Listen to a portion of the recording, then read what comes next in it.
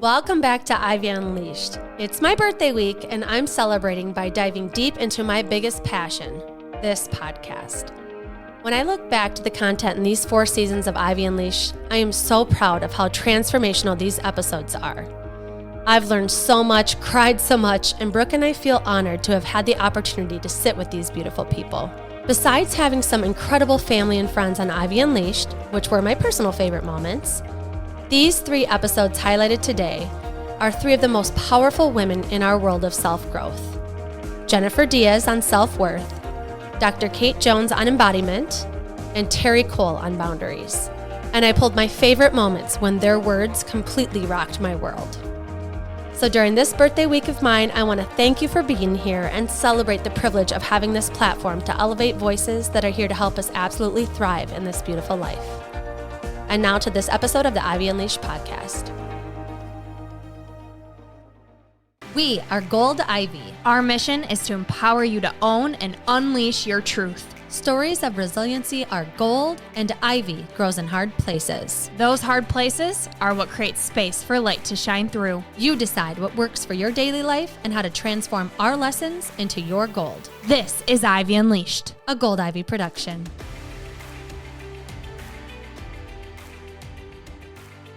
First step is waking up, which when I say that is really being embodied. So paying attention to the thoughts that are coming into your mind on a consistent basis, paying attention to what you feel in your body. Where is it? What does it feel like? Where is it coming from? What's coming up for you with that? And I think we live in a culture that loves to numb. We numb through, there's obvious numbing, substances, food, but there's also busyness and there's so many ways to distract ourselves, social media, all these things. We love to numb and distract. And so if you can get still and really start to pay attention so you can wake up to what's going on for you under the surface and then investigate that, get really curious about, why did I say that to myself? Where did that thought come from? Wow. Or why am I feeling this tightness in my chest? What's going on around me? Like, let me feel it. Let me let it in and experience that. So, because, our emotions are data. They're just trying to tell you something. They're trying to communicate maybe a need that hasn't been met that you can then meet, but you can only meet that need if you're aware of it and you know what it's trying to tell you. And so that would be the first step, is be. For me, the ultimate goal is to help my clients fully accept all of those aspects of themselves, to kind of fully integrate and to be able to see, like, I'm worthy, even though I have all these messy little aspects of me. And I'm not just worthy when I show up as the highest version of myself, but I'm worthy no matter what with all of myself. And so really becoming who they were made to be at their authentic core, that for me is the goal. That is the ultimate success, because that's when you feel free and life is really fulfilling. And you get to choose things based on what you actually desire and crave in your life, rather than based off what the world tells you you should want or you should be in order to be acceptable. Limiting beliefs are all over the place. And that's why if you pay attention to what you say, you can start to find, like, oh, interesting, that's one. Like, for instance, as simple as, like, if you wanted to set a goal to, wake up at 6 a.m. so you could incorporate one of these, methods or exercise to your day, but you're like, oh, I'm not a morning person. That's a belief and an identity that you have. And so automatically, if you don't start shifting that, I can tell you, you're not going to be successful long-term with waking up at 6. Either that, or you need to find a different time that's going to work that you believe you can stick with. Right. And so if you just start paying attention, I didn't do enough today. According to who? What standard are you setting? Like, start asking questions like that. For me, I'm clued in. I'm not enough. That's just, a belief. I'm not enough. And if I'm not enough, if I'm inadequate, I'm not going to be lovable. I'm not going to belong. I'm going to be abandoned. And there we go. We get all the way to that root, and you can start to, and that sounds dramatic, but that's what's happening under the surface. And so you can start to pay attention. Why do I believe that? Because the thing with fear is it loves to keep you safe in the present, wants to keep you alive in the present. But the day fear wins, tomorrow regret wins.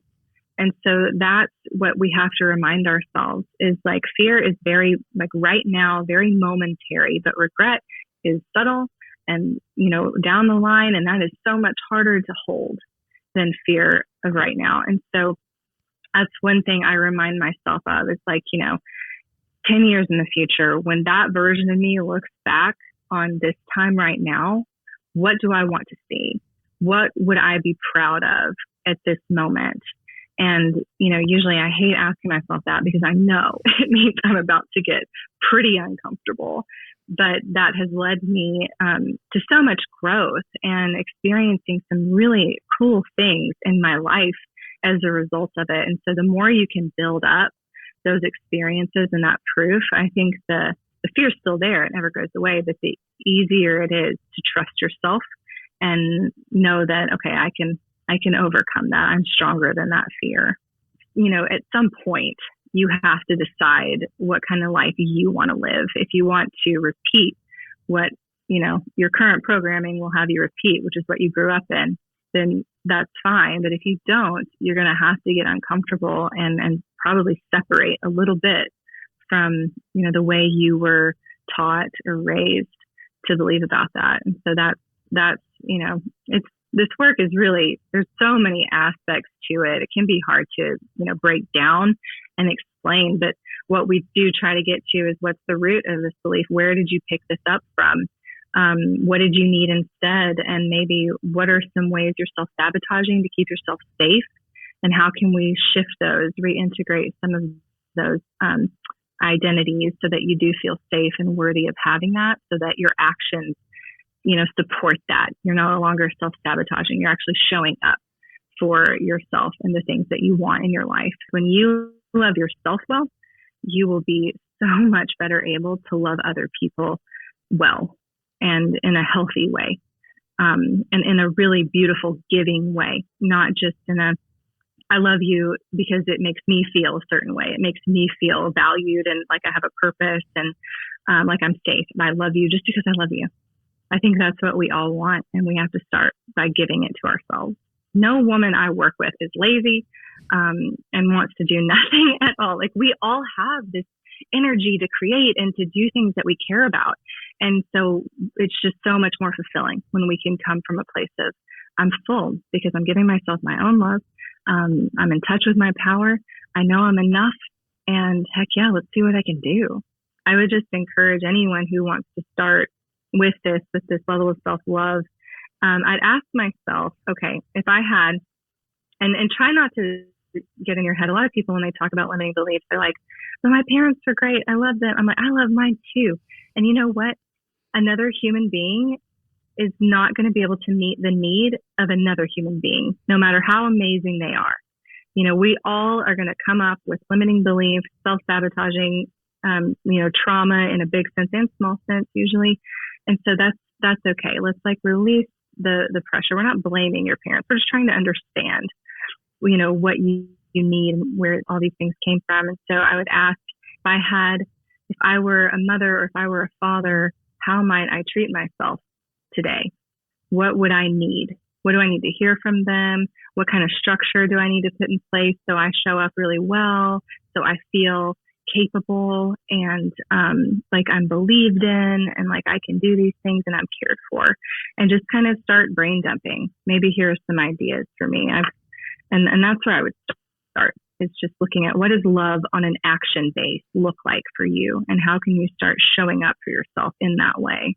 I just feel like your work, following you on Instagram literally alone, will set people free. The way that you write, the questions you ask, the journal prompts you give, the way you speak to the world with, I can't even put it in words.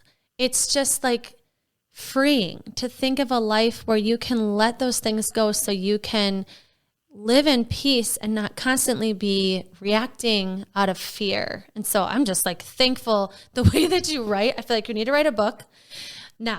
I'd love to. And a lot of people are walking around saying, I don't know why this is happening to me. I feel like these certain things keep coming up. And the patterns of the trauma will continue to present itself until you have the capacity to deal with it. What would you say to those people that are kind of just getting started to listening to their body? Like, how can you kind of ease your way into understanding your body has a lot of information for you?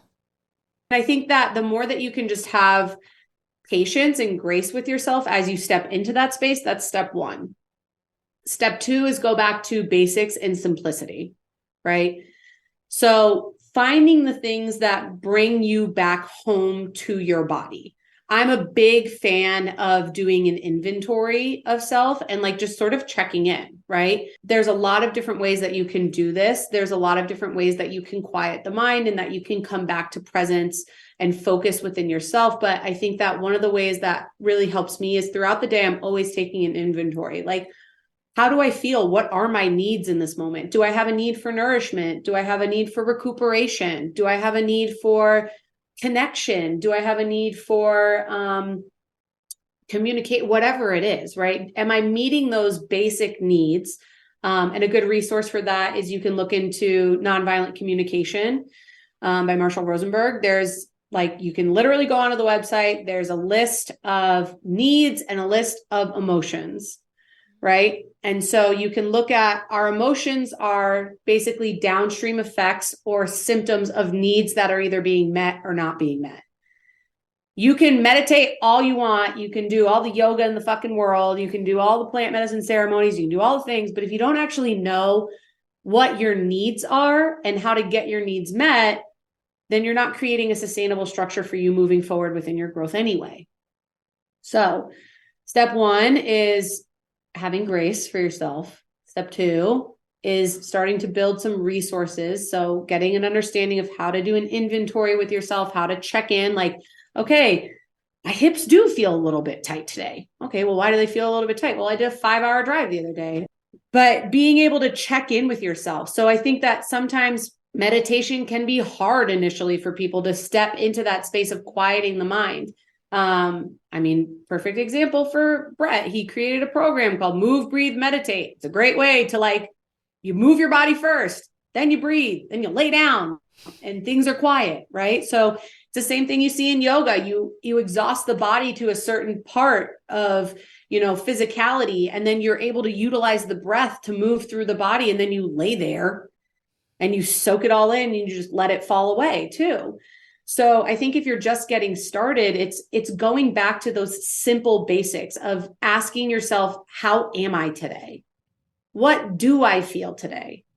Where do I feel that in my body? And then how can I get that need met? So I think that when you're just starting, it's how can I go back to basics and have grace for myself and patience as I start to unwind some of the old habits and behaviors that I have. I'm curious for you, when you think about a dysregulated nervous system, you say the state that you're in determines a story that your brain makes up. And so what does that mean? Because I have my ideas of what that means, but I want to hear it from you. Well, I also want to just riff quickly on what you said about the slowing down. So healing is a feminine process. And the feminine requires us to soften, and it requires us to slow down and listen. So you can't supplement your way out of a lifestyle that you got yourself into, right?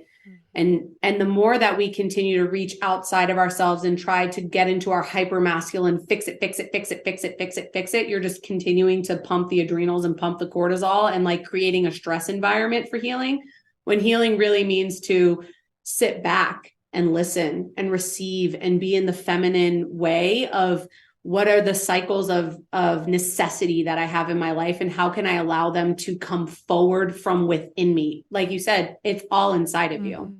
And it was such a story of, I do more. You're not doing enough. Therefore, you're hurting because you are slowing down. And so once that mindset shift happened, it was freedom. And that's what leads me to that question is how do we switch that story? It's a lot of deconditioning, right? It's a lot of deconditioning of how our society has placed how we live our lives onto us rather than through us. And so it is kind of this coming back to the nature way of listening and the feminine way of listening and the healing way of listening. And that's why you see a lot more like women, coming forward and saying like, I don't want to keep doing things the way that we've been doing them. And women leading in different arenas in different ways and saying there's another way that we can do this. And I think that the way that we change the story around all of that is exactly like what you brought up too when I said, the state that you're in determines the story that your brain makes up. And if we're constantly in fight or flight all the time because we're stressed, we're overwhelmed, we're exhausted, we're overworked, we're looking for the next fucking thing that we have to do, we're never listening and we're never regulating and we're never sitting within the bandwidth of our tolerance of how we can actually integrate the experiences in our lives. So if you're in a high stress environment all the time, you're constantly in fight or flight, the way that you view the world, the perspective that you take on, the ways that you engage with other people, the ways that you engage with your food, with your conversation, with everything is totally different than if you're chilled out and you're more relaxed, right? I think that the easiest kind of, not to say that everybody needs to live in like vacation flow all the time, right? But imagine if your nervous system was in vacation flow more often. You're able to chill out and like listen and be present. So there is a slowing down again. And also the feminine doesn't necessarily mean that we don't, look at any mom, we get shit done. We just do it in a different rhythm. And so when I talk about the story that your brain makes up, right? It's like, if you look at it from a polyvagal standpoint, which again, the vagus nerve helps us regulate our nervous system, helps us, it travels from the brain into the gut, like it goes everywhere, right? And the way that we are able to understand our bandwidth, right? Like I'm good and I'm operating within this good bandwidth. If something pushes me too far out of my bandwidth, I'm going to be most likely in fight or flight, which majority of people are living in all the time. And healing doesn't happen there. And good decisions usually don't happen there. And so the more that we can regulate our nervous systems and come back into that good way with the bandwidth of like, okay, there's some challenges that are coming in, but I'm still in a regulated state where I'm resourced. I can figure out what I need to do. I can get my needs met within here. I can have good communication, and keep moving. The story that our brain is telling ourselves is one of I'm capable rather than I'm fucking overwhelmed. So again, if we're living in a resourced, regulated state, you're less likely to have reactive responses to things and you're more able to respond to things. I think that there's also this misperception in, again, like health and wellness and spirituality and self-growth, that it's like you have to be Zen all the time. And that's just not the way that the nervous system is built. And that's also just not the way that we're built as humans. One of the most beautiful things that we have to offer in this third dimensional reality, in this experience of being human, is the fact that we get to experience emotion. The fact that we get to experience the spectrum of emotion, the fact that we get to experience the dualities of emotion. And so you're meant to feel your feelings, and you can feel your feelings in a regulated state, right? So you can feel like, ooh, that kind of, that came up for me. And like, I'm feeling a little, like, I feel a little angry about that. Let me be with anger. I can be with anger, but not let anger completely just like decompartmentalize me and have like all the pieces breaking apart. And then I'm just disintegrating into this like anger monster. Or I'm sad. Let me be with sadness. Let me understand what sadness feels like. Let me understand what are the resources that I need to experience sadness and also to move through sadness without having to push it to the side. So when we feel our emotions in a resourced space, it allows us, and within that bandwidth, right, where we're not dysregulated, we're not totally popping off into our trauma brain, we're not, shunting down into our lower brain centers and like going into fight or flight, or like dissociating and dysregulating ourselves. When we're able to feel our emotions in a regulated state, it allows for us to, again, provide those resources for being with them.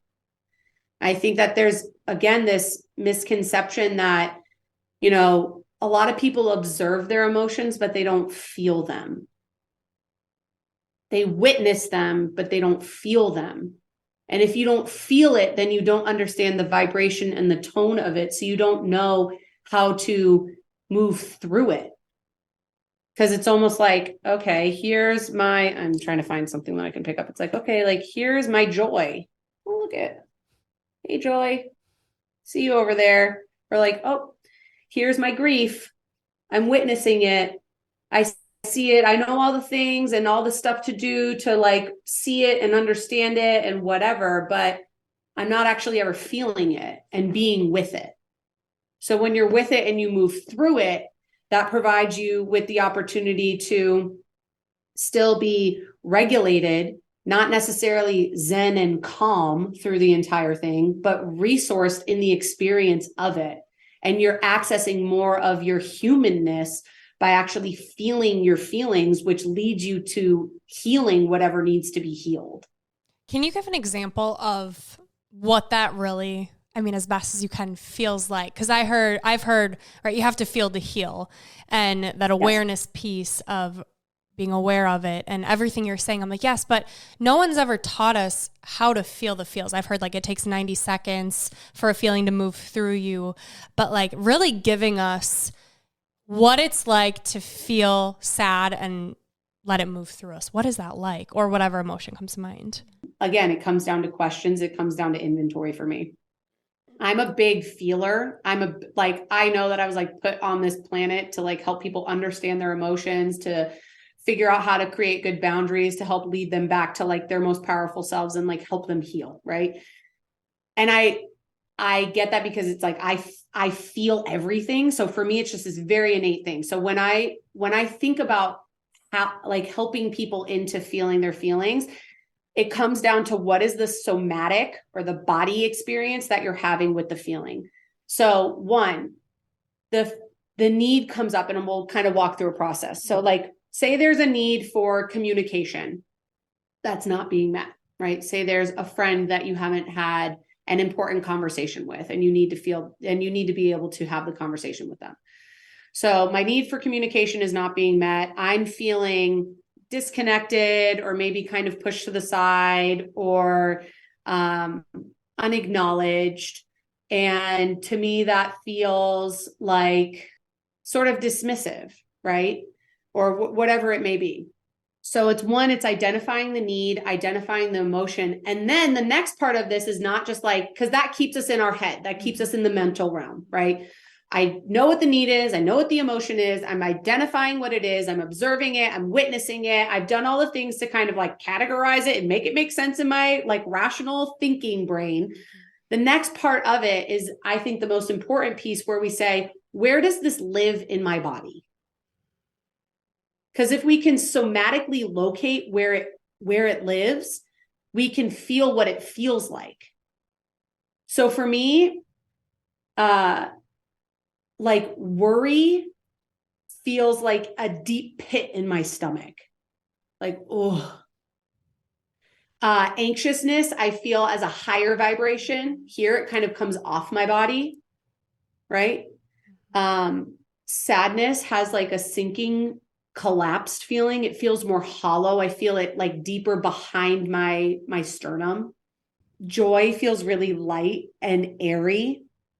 So when we can start to identify the qualities of what the feeling feels like and where it lives within our body and where it wants to move, then I think that gives us a better access point of how we can actually feel it, right? So when something comes up for me, like anxiousness feels different than anger, then feels different than excitement. But I've sat with like, like this is coming up, like I feel kind of anxious about this. This is activating me in this way. I know that this, and this needs to get done. And my need for efficiency is not being met. And I'm feeling a little anxious, and that's feeling like it's right here. It's like, okay, well, let me be with anxiousness. I know what anxiousness feels like in my body. I know where it's living within my body. And now let me go to my resources of like, how do I move through this? For me, I'm like, I need to go outside and I need breath. So I've built the map. And when we can build our maps of what is the need? What is the emotion? Where does this live in my body? And what do I need to be present with in order to nurture my experience of experiencing this feeling so that I can move through it? Then we create a higher level of somatic emotional intelligence. We as women are so capable of so many things, and we have bandwidth that is so vast in so many ways. And we also have a tendency to put ourselves at the bottom of the list and put all these other things higher up on the list, and then wonder why we feel burnt out and we feel overwhelmed. I also had a client years ago where she was like, yeah, my intention for this year is like, I'm moving myself up the list. And I was like, I fucking love that. And so I think the more that we can identify, where in our lives do we need to maybe slow down? What are the things that we need to put down? What are the things that are not necessarily necessities for us? Or is this in the right timing? Does this need a pause? That's okay. Has this like event or this project or, this, tradition thing that we do, has it come to like a sense of completion? And do we need to give it a pause so that we can recalibrate as a family, or recalibrate as a couple, or recalibrate as an individual, or as a mother, whatever hat you're wearing, to say for what and for who? How am I showing up? And does this make sense? Because I think that's another thing that we just get conditioned into, is just go, go, go, go, go, keep going. You committed to this thing, like you're doing this event and you're doing this other thing, and keep going, and like scale, and then add another thing, and all the stuff that you're like, why the fuck am I doing this? Like, hold on a second, let's pause. And if you're in that place and you're like, no, this is great, like this is actually what I've been calling in, I need to build the team. Okay, great. Build the team so that we can stay like moving forward in a good way, but also have the spaciousness that is required for us to enjoy it and not feel stressed out about it. And sometimes that takes being like, I'm going to put this down for a second so that I can figure out what it actually is. Let's start with just defining boundaries and maybe why you're doing this work. What about boundaries is important? Well, let's start with, I want you to think about boundaries as your own personal rules of engagement. It's basically a way that we let other people know what's okay with us and what is not okay with us. So your boundaries are comprised of your preferences, your limits, and your deal breakers, like the non-negotiables in your life. And it's not enough to just know those things, which many people don't even know, their preferences, their limits, and their deal breakers. But you must know them and have the ability to readily and clearly, transparently communicate them. So that's what they are, according to Terri Cole. Why they're important. Think about this, and you guys know because you've read the book. Your preferences, desires, limits, and deal breakers, they're not just that, they don't just make up your boundaries. Those qualities, they are who you are. So what happens is, if we are not asserting ourselves, telling the truth about how we feel or what we don't like or what really doesn't work for us, we are not letting the people in our lives know who we are actually, right? We're like playing a role because we want to keep the peace and we don't like conflict or we don't want to fight with someone. But this is like institutionalized. We are trained. Most of us are raised and praised for being self-abandoning codependents in life from childhood on. Was anyone not taught to be a good girl? Was anyone not taught to not be a troublemaker? Don't be a big mouth. Don't stir the pot. Be nice above all. I don't know, the way that I was raised, it was all about being nice was like this virtue above all others. And it really was about being perceived as nice. I don't want them to think I'm not nice. So I didn't say anything. So I said yes to do the thing, even though I don't want to do the thing. And when we really get down to it, and of course, I walk you guys through it in the book, saying yes when you want to say no. Like, is that legitimately being nice? Oh, it's not. It's just lying, right? It's not being nice, because what happens is if we continually do that, how do we end up feeling? Pissed, taken advantage of, like people are entitled. So instead of looking at our 50% of why we're doing all this crap we don't want to do and overfunctioning and overgiving and overdoing, we then suddenly start projecting it out and being like, oh, Betty is entitled. I can't believe the nerve she has asking me. And here's the thing. Real life checkup tells us that people can and will ask us to do the most ridiculous shit. Like they will listen, giver's going to give, taker's going to take. So when you're like, when is it enough? You know when it's enough? When you say it's enough. Mm-hmm. That's when it's enough. So we need to stop putting it on others and really get, what I teach you to do in this book is get really centered in your own self, knowing, raising your awareness about who you are, what you want, how you feel, and then teaching you how to have those boundary conversations, how to construct a boundary conversation, a boundary request, even with really difficult people. Mm-hmm. Yeah. And this book is written so well because it's like you help us see our issues in a way that's compassionate and like, you're not alone in this. Like we are all guilty of doing this and we're all different. And you have a quiz too that you can take to see like kind of what are my tendencies? Because like you said, yes, people can get that at boundaryquiz.com. Super easy.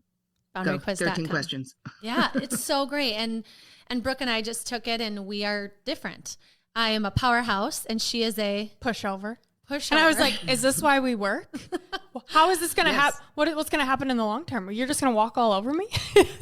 Listen, two powerhouses, that would be tough. Mm-hmm. 2 pushovers, that would be tough. So yeah, part of it is, it is, but as you get healthier together, it'll work even better, mm-hmm. right? So you don't end up feeling resentful when you're out of balance. Because think about it, when life is super easy and everything's going amazing, it's really not that hard to have decent boundaries because there's nothing to push up against. Mm-hmm. It's when we don't feel good, when life is hard, when we're trying to avoid conflict, when we don't want to have a hard conversation, when someone is trampling on the boundaries we have not yet expressed, right? Because a lot of times clients will say to me, this person in my office, they're a boundary bully. And I'm like, are they though? Like, tell me why. Oh, well, they just expect and they just assume and they're just entitled. And I'm like, okay. And when you said something to them about that, they're like, oh no, I haven't said anything. I'm like, right.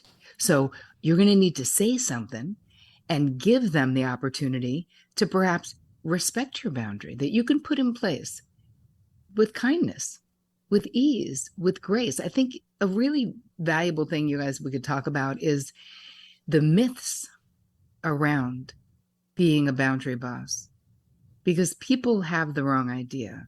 They think if someone has really good boundaries, that they're a bully, that they're like my way or the highway, that they're like strong and aggressive. And no, that's just as dysfunctional as someone whose boundaries are too porous, right? Because we're talking about porous boundaries, which is more of the pushover or the peacekeeper. And then we have more rigid boundaries, which is can be the powerhouse, can be the loner, can be the ice queen. So there's different archetypes.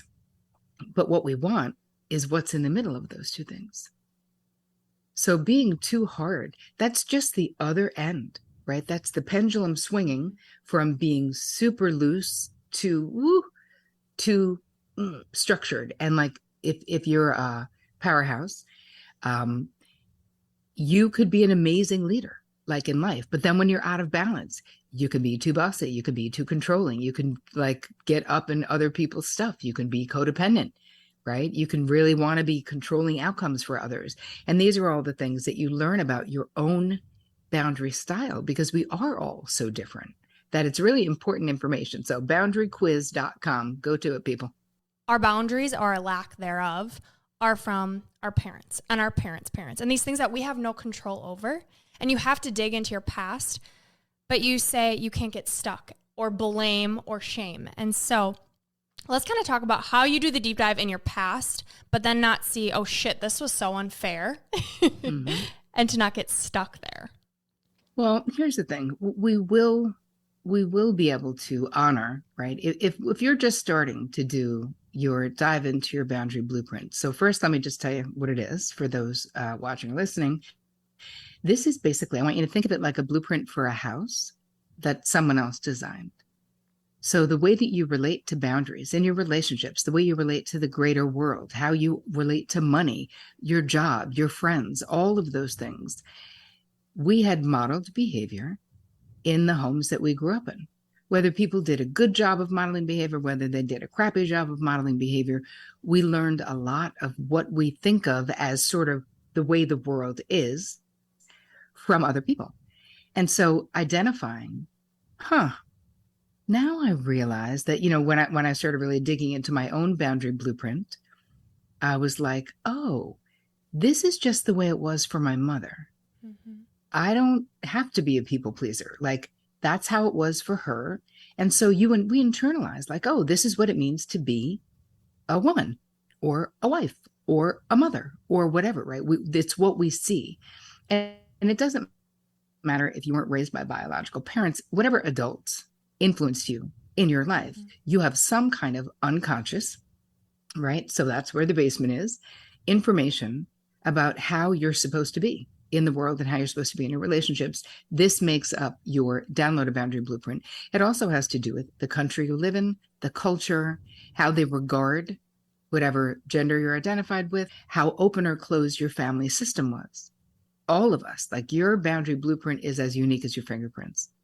But it's important that we know what is in there, because once you realize like, oh, I thought this was the way it was, as opposed to, oh, this is what I learned in my family of origin, but I can make a different choice. Mm-hmm. I can decide that it doesn't have to be that way for me. So it's not blaming necessarily, but here's the thing about not blaming. If you haven't done this work before, and if you had a chaotic family system, if there was abuse, if there was addiction, if there was, neglect, people falling asleep at the wheel, there is a part of you, the kid within you, has got to feel like they're being acknowledged, right? Of course, we don't want to get stuck there, but we can't bypass the reality of what we experienced as kids. Like we have to integrate it. We have to acknowledge it. We have to go, wow, that was really terrible. I was kind of on my own. My mother sort of disappeared when I turned 13. My parents were getting divorced. Like, I fell into the hands of like hanging out with this much older woman, and, nothing too terrible happened, but there's still a reality. That was my experience. And I used to always, when I was younger, you always want to protect the adults in your life, right? As kids, we just want to be like, whatever, I know why.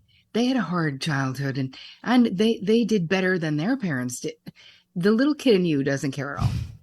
Like, the little kid in you is like, I've been considering them above myself my entire effing life. Like, no, this process is about the truth. That was really hard to not have guidance at such an impressionable age.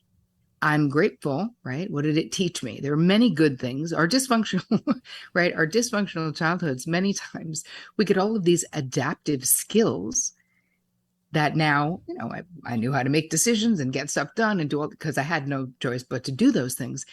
So back to what you were saying about sort of not blaming, it's more about processing it so we don't stay in blame, but we must allow ourselves to have whatever feelings we have about any way that the parental impactors of your life let you down and failed you, because they did, because they all did. And if you're a parent, you're going to fail yours too in some way. I mean, this is just part of the human condition. It's uncomfortable and painful to do this work, to think about setting boundaries and what are people going to say?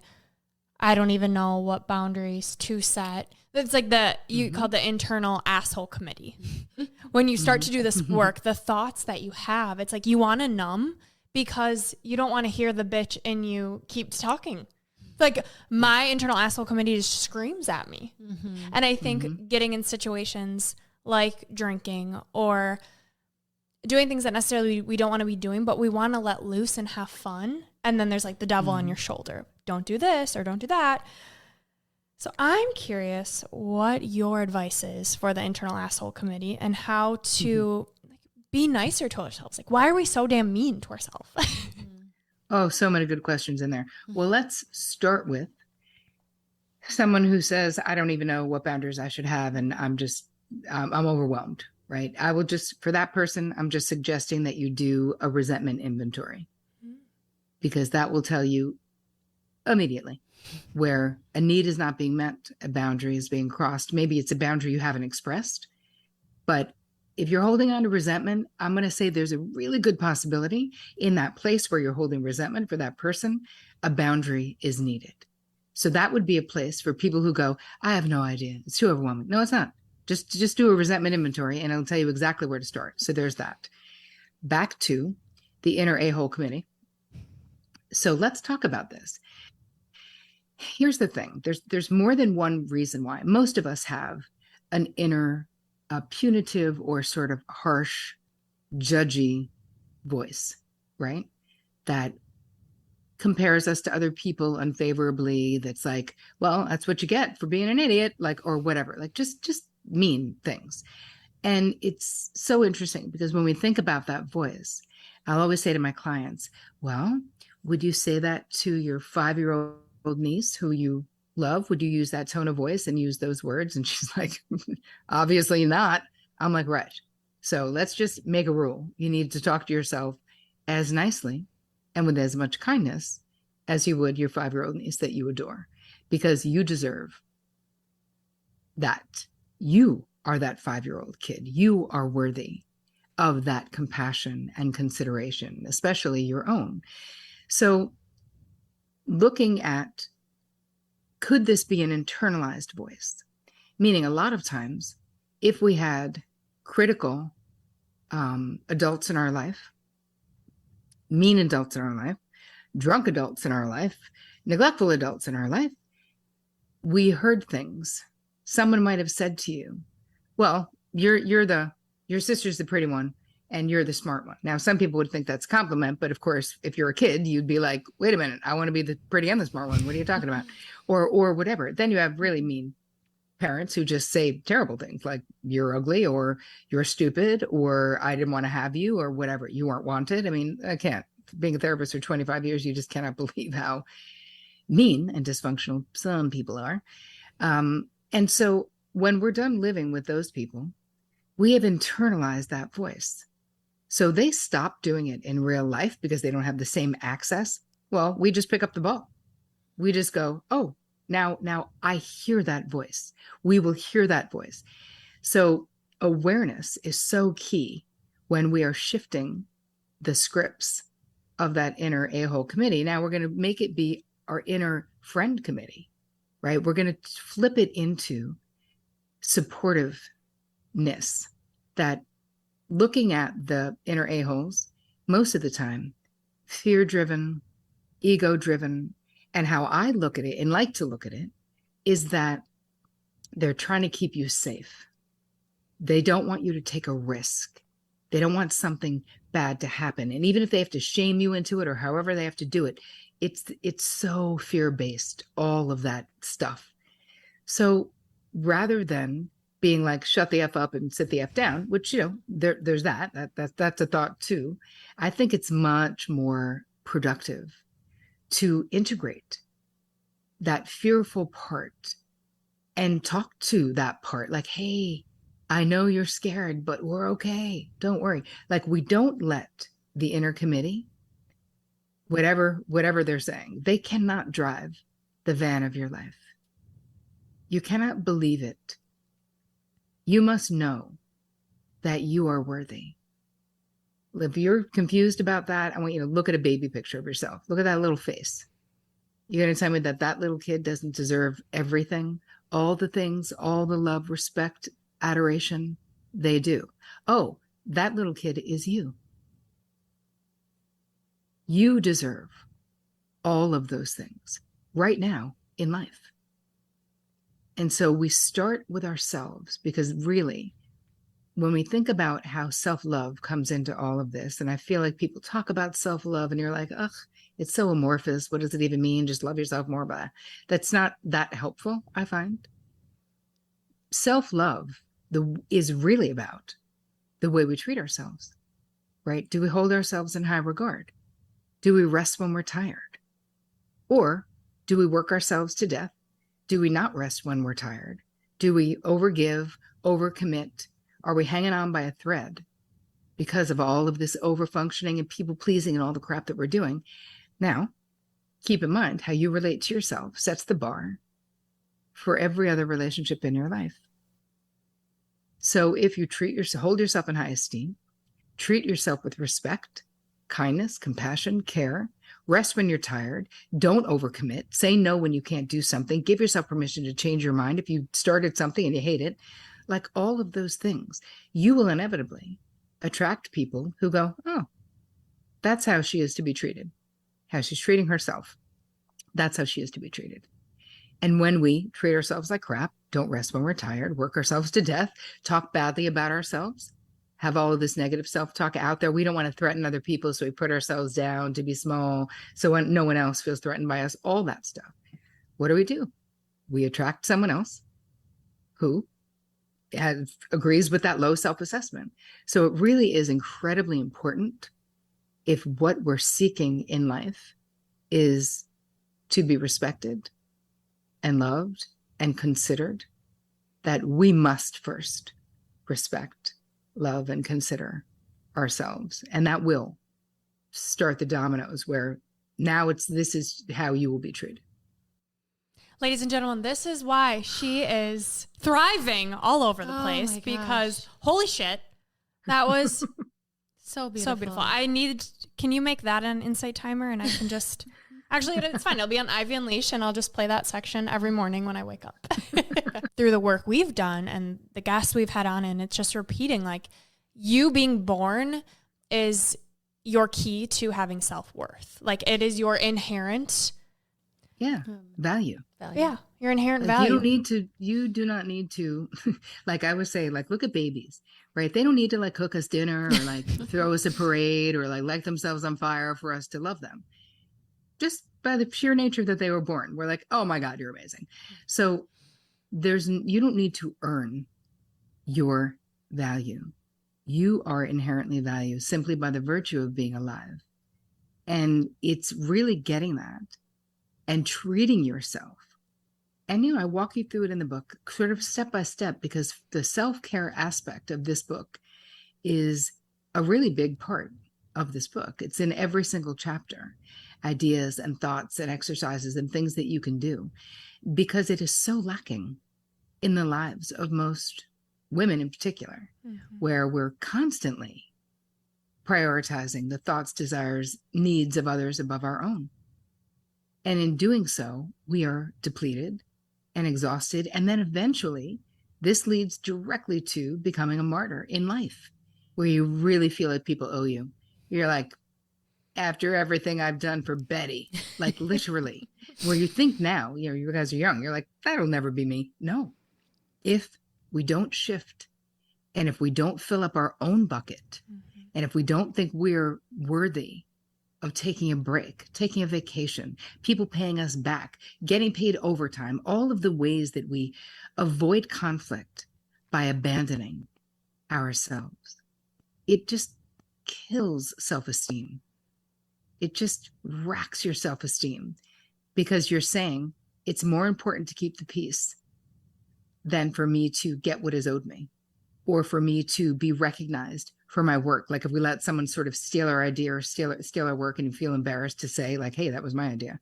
No, it's learning that if you watch that happen and your best friend or your sister and someone was ripping off their idea right in front of your face, you'd be like, no way, Bob.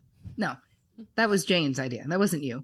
Like you would never be like, I don't want to upset Bob from accounting. You wouldn't care. You would stick up for that person that you love.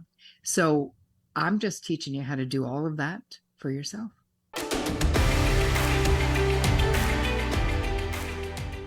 We want to thank you and encourage you to celebrate yourself for taking the time to learn and get inspired in your one beautiful life.